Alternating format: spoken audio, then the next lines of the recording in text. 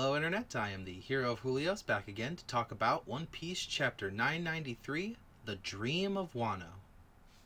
So, we're going to start with the chapter cover as usual. It continues the adventure of Capone and his family, and it is exactly what I called. It's Goaty and Lola's wedding. A little happy for that, personally. I really like the cover stories. I'm glad to see another one coming to a conclusion. I would have to double check the cover to make sure this was like the final chapter of it. But I would say one of the things that I miss the most about toy animation is when they did Little Buggy's Big Adventure and Kobe and Helmeppo's training montage with Garp. It's just, we know these characters are going to return again in the story, and I would love to see if toy animation could just maybe do like a Pixar shorts kind of thing where they just do like 3 or 4 separate episodes for each of these cover stories, bringing it all together, maybe a little extra dialogue to spice it up, and then that way it's not a big shock when these characters return. I know a good example is I actually have a friend watching One Piece right now, and he just started Alabasta. So at the end of Alabasta, you see that Iron Fist Full Body and Django are back, and they're members of the Marines now. There's a whole cover story explaining that. Plus, imagine how shocked people are going to be when, if Venaru ever returns from the moon. He went to the moon, and we're not discussing this in the anime. Any fan who watches anime only had no idea that Wapol created his own kingdom from scratch and, made Black Drum Kingdom and became a member of the world government that way.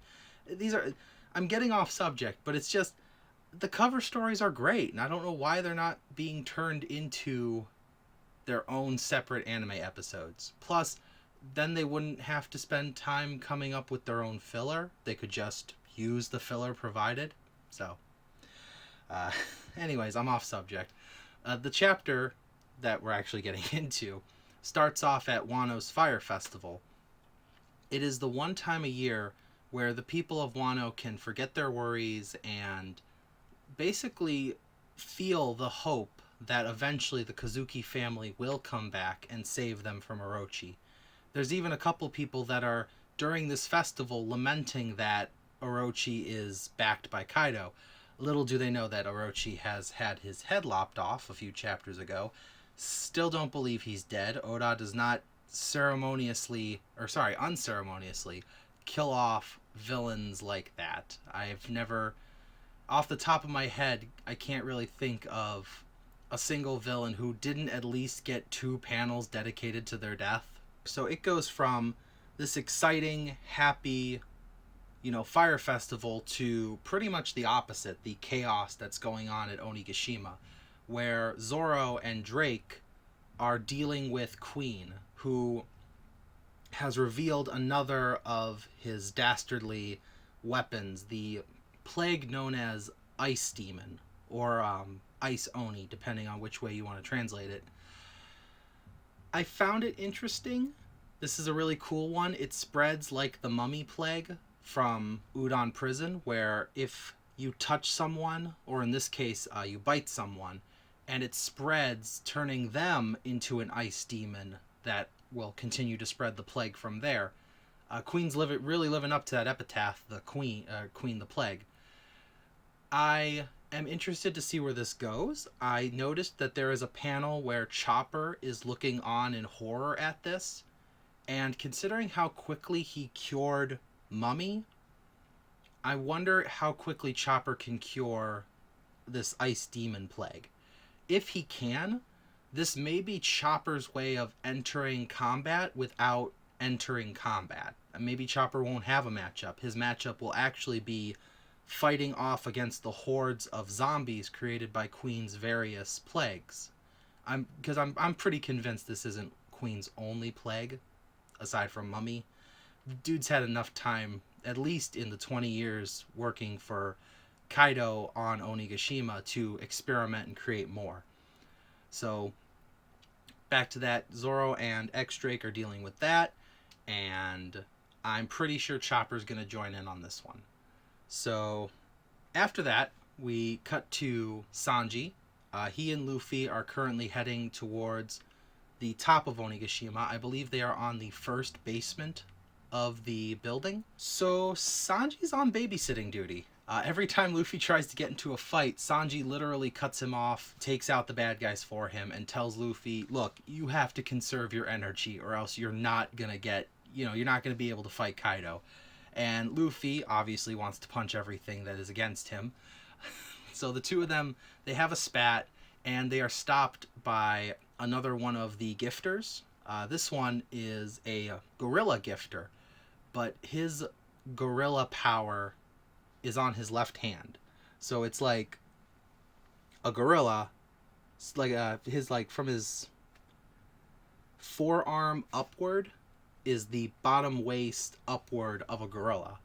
And they seem to be good friends, or at least he seems to have had a lot of practice with this, because when he swings what he calls a gorilla punch, and the force of his swing combined with the gorilla's swing creates a pretty destructive punch. And dude's got to be pretty strong, because gorillas are like, I think at least 1,000 pounds, or somewhere in like the upper 800s.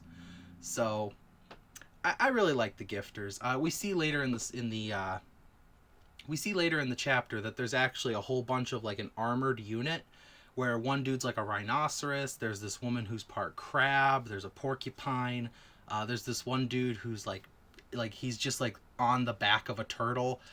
I like the gifters because Oda just uses them as an excuse to make just weird looking characters, like the one hippo dude, where he literally manifested his devil fruit inside of a hippo's mouth. It's pretty creative. I think it's pretty cool. But as Sanji is babysitting Luffy, Jinbei shows up and takes out the gorilla dude and tells Luffy, hey, you need to conserve your energy. To which Sanji says, hey, I'm the one babysitting Luffy. And the two of them talk about it for a moment, and so now Luffy has 2 babysitters, which is good. Luffy needs as many as he can get before getting to Kaido. And that's pretty much where we see Luffy for now. Meanwhile, King actually has... Hang on, I wrote down her name. I hope I'm not pronouncing that wrong, but Bao Huang. He has her basically following Momo and Shinobu. And once they finally find their location, that's when Sasaki, after being called upon by King, Sasaki shows up. They manage to take out Shinobu, and the armored unit heads towards Momosuke. They know that if they take him out, it's not going to stop the pirates, but it is going to stop the invasion force of the samurai, especially the ones that are currently upstairs kicking Kaido's butt.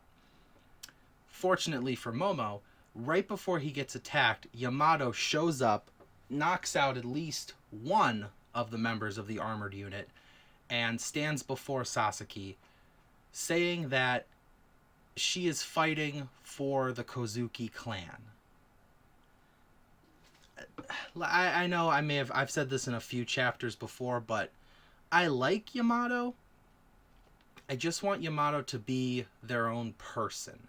I don't want them joining Luffy's crew as Kozuki Oden. I want Yamato to be Yamato when they join the crew. So I'm hoping that maybe the whole like Momo and Shinobu running away was the click that she needed to be Yamato instead of Oden.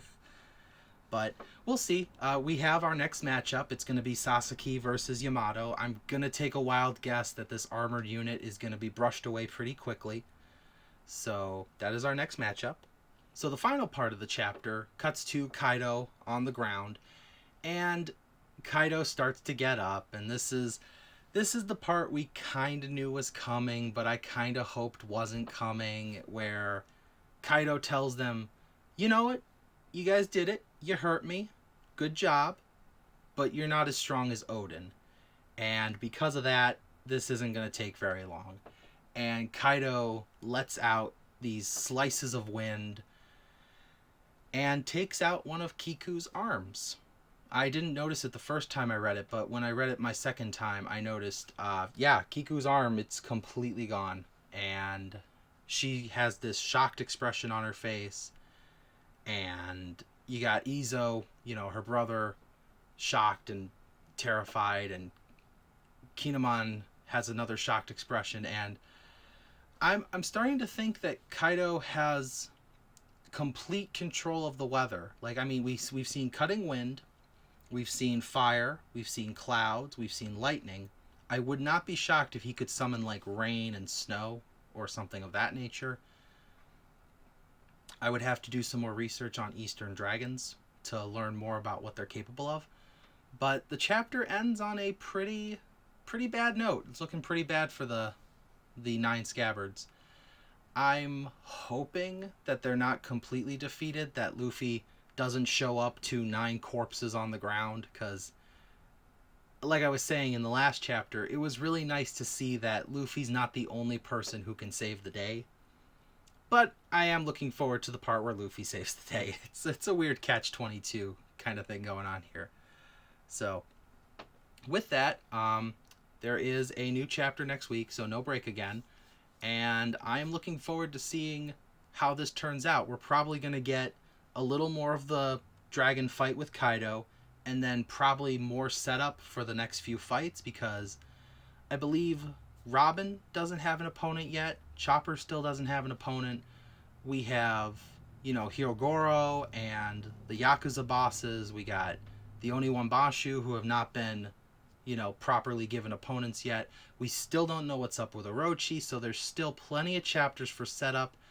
I'm going to take a wild guess that chapter 1000 is when we will have all the official setups. Luffy's going to reach Kaido, and I would like to call it, I'm going to be a little presumptuous myself, I think chapter 1000 is going to end with Kaido and Luffy staring each other down.